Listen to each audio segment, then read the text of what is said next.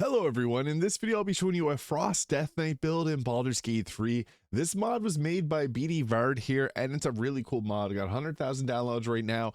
With this mod, we have three different subclasses. We got the Frost, the Unholy, and the Blood.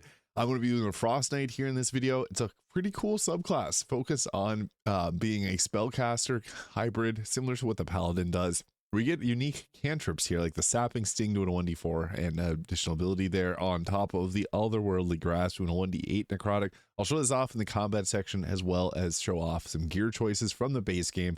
This whole armor set is from the base game as well. There's no mods there. But with this, for our ability scores, we can build around either strength or dexterity here. So I got the 16 wisdom there, 10 charisma, 14 constitution, 10 dexterity, and 16 strength. The main spellcasting modifier is our wisdom stat, so that's why we want to go with a higher stat there. We can alternatively also build around our dexterity if you wanted to. Once we make our way to level 2, we get ourselves the death channel charge, which allows you to channel energy at death to fuel magical abilities. You also see the Fallen Knight. If you get down to 1 or 0 health, we get back up with 1 instead of being downed. We also have a bunch of unique spells. We got like Cause Fury, you can make targets frightened and get disadvantage on ability checks, inflict wounds, protection from good and evil. Ghastly Flay, you release an evil spirit that flies away from you in the direction you choose, and undead targets receive disadvantage on their attack rolls. Kind of a nice ability there. Dissonant Whispers. Let's get Bone Shield. You create a shield of rotating bones around you, reducing incoming bludgeoning, piercing, slashing damage by your proficiency bonus for 10 turns as a spell and bonus action. Let's get Anti-Magic Spell, which you create a shell around yourself, getting advantage on saving throws against spells. Alongside the Life Drain action, you can cast a curse on an enemy. Face of Death, create a skull-shaped projectile and throw it at the creature. Will of Death will replenish your spell slots, and the Grip of the Death to transform souls into healing. Pretty cool mechanic there to be able to absorb those and use the souls to benefit you. I'm going to take all the different spells that are unique to this, and then we'll also go with Inflict Wounds. At level 3 here, we get to choose our subclass. With the Blood, you get the Death Strike, dealing additional force damage, and you heal yourself. You get Blood Boiling, doing force damage, and also the Blood Mark here. Mark a creature with required to gain additional health whenever you hit it with a weapon attack. And you get Bloody Missile, which is 2d4 force damage, and you regain half the damage as that you deal to the enemies. I'm going to be going with the Frost one here. This gives us Ice Knife, Armor of Agathis, and the Ray of Frost. And the Unholy will give you the Armor of Death, which is basically Armor of Agathis with necrotic damage, Hex, and the Toll the Dead spell, which is now in patch 8. So yeah, pretty cool options there. We'll also go with, I guess, False Life for our spell. Makes sense for a kind of Death Knight build. Now for our feat, I would recommend a wisdom increase to 18 there for better spellcasting. You'd also go with an increase to your main stat for damage, either strength or dexterity. And we get more death channel charges, extra attack at level 5.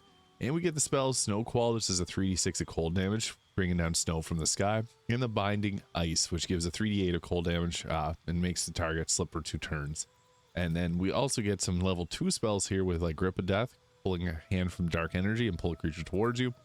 We also get ourselves Asphyxia here, which creates a cloud of necrotic energy around this specific creature, dealing 2 to 12 necrotic damage, and giving a -2 to armor class, and attack rolls get a 1d4 negative penalty. Let's get Wither and Bloom, Dungeons and Dragons spell, 2d6 necrotic damage, and you heal yourself as well. At level 6, we get our Aura of Futility, and nearby enemies have a -4 to saving throws. Kind of the opposite of the Aura of Protection, which I think is cool. As mentioned, it's kind of the opposite of a Paladin. Another thing, Bdvard is also a dungeon master or game master, so they know how to make a very well balanced class. We get the Victim of Winter due to the fact your skin is frozen tough and now is covered with ice, and you get a +2 to your armor class, making us pretty tanky. And we can continue to just take the spells suggested there. There is the level 20 support being worked on for this class as well, so if you like level 20 mods, you can go with that. I'd recommend taking a Wisdom again to our 20 number there to maximize spellcasting efficiency. And for our next level spells, we get level 3, so we can take some pretty fun ones like Vampiric Touch. Fear being an extremely useful spell. So is Slow, you can target up to 6 creatures and slow them. Movement and actions are effective, and their armor class and dexterity saves are reduced by 2. Animate Dead for that Necromancer style build. And then Sinking Cloud can be pretty nice to stop targets from taking action. So we basically are like a Paladin in essence. At level 10, we get the Aura of Decay, and nearby enemies take 6 to 11 necrotic damage per turn. The caster cannot become invisible under this aura, and it's permanent, so you can apply that and continue to get it after long rests. At level 11, we get level 3, another level 3 spell slot, and the number we need to roll a critical hit while attack is reduced by 2. This can stack, so further enhancing our abilities in combat. And at level 12, we just get ourselves another feat, which There's a few good ones. I really like Great Weapon Master if we want to focus more on two-handed weapons. Alert for the +5 initiative is also nice. And we can go with like the Polearm Master, which is now fixed if you want to use that. Or even something like the Lucky Feat. But I'm going to go with Great Weapon Master, and we're going to focus more on weapon attacks because we get some pretty powerful abilities. Now, for the gear that we're rolling with, I think that it's good to go with Ring of Protection and the Snowburst Ring, because when we do our cold damage, we're going to create a circle of ice around the target. Let's get the Amulet of Greater Health, Evasive Shoes, Helldust Gloves for additional fire, and Spellcasting Save DC. I'm going with the Armor Persistence here. This will increase our armor class pretty good to 26 there, and then also increasing damage reduced by 2. Although if you built around Dexterity, the Armor of Agility will give you just as good of an armor class, so you could go with that too if you want to use a bit of stealth. And I also want the Helmet Baldur for an increased armor class, and the Cloak Protection for a +1 armor class as well. And Baldur Giant Slayer, really great two-handed weapon, although you can use a shield to get your armor class up to 29. This gives us a double our strength modifier, so if you're using this, use a strength potion to maximize the damage you're going to be dealing with it. And I also want Hellrider Longbow for +3 to our initiative. So we also got some cool abilities like Snowball there, which does cold damage in a very large area of effect. The Snow Squall, the Binding Ice. So you got a lot of really powerful abilities that benefit from cold damage as well as our necrotic damage. Now, we got a lot of options in terms of combat spells like the Otherworldly Grasp here, cantrips. We got our Ghastly Flight, which can hit in a pretty straight line there. But anytime you see enemies grouped in a ball like this, it's best to go with Snowball.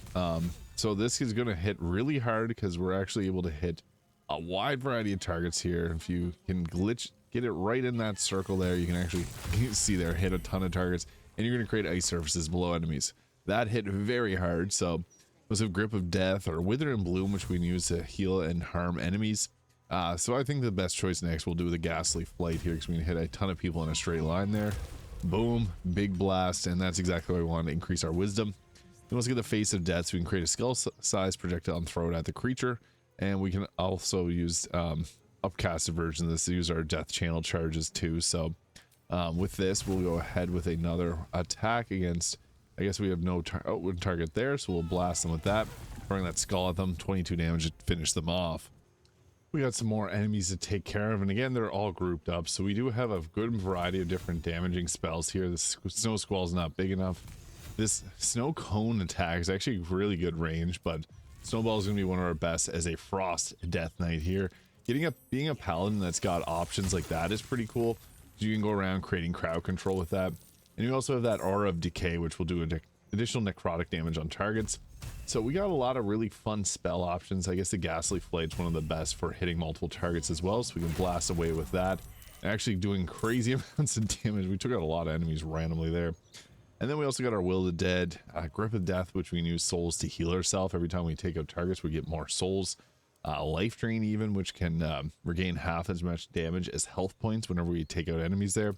The Face of the Death is one of the best, though. I find there's a bonus action ability. You can hit very hard with that, and you can see there we took out another target. We spawned a bunch in, and we took them all out here with the mass amount of spells that we got. And we get to go again, so we'll use some of the weaker cantrips here. So the Otherworldly Grasp here, so you get up right in their face, and turns them into withered ghosts of themselves. And then we also got ourselves the Sapping Sting here, which we can also attack with. Boom, knocking them prone and taking them out entirely. And then we got our bonus action abilities again, as we took out a soul here, so we can actually hit from long range with that and get a critical hit. And we got more enemies grouped up here in a good manner. So again, anytime that you see multiple targets you can hit with a snowball attack, you may as well go ahead with that there, because the damage is just so high with it. So then if we got a straight line, you can go ahead with your Ghastly Flight there, as I find that's one of the better options for hitting multiple targets at a time. And then we also have the skull attacks that we can pull off. That barely even hit there, so we're going to try and fire off one of these and hope that it does a bit more damage. Not going to take that target out, but 18 damage is not bad.